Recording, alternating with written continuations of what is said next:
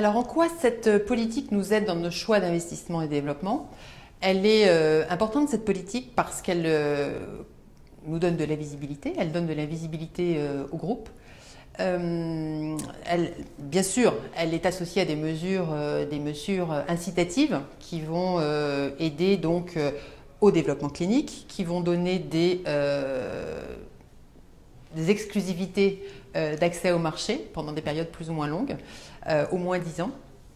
Donc c'est pour nous une garantie que l'investissement qui a été fait sur le développement de ces molécules sera sur une période d'au moins 10 ans.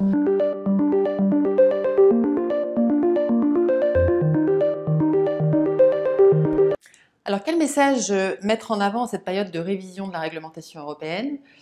Ne pas oublier que la réglementation européenne, ces 20 dernières années, sont pour moi 20 années de succès, de développement de molécules.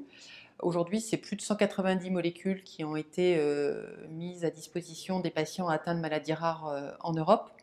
Donc c'est un succès. Donc le message que je ferai passer, c'est attention, il est facile de déconstruire. La construction est plus complexe.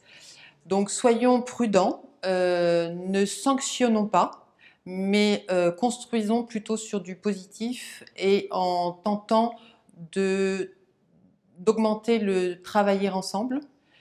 Et puis enfin, la deuxième recommandation va plutôt à l'encontre des autorités de santé en France, puisqu'aujourd'hui on est très souvent confronté à une ambivalence qui est que vous avez une très bonne évaluation de la Commission européenne qui se suit par une évaluation moyenne des autorités compétentes françaises.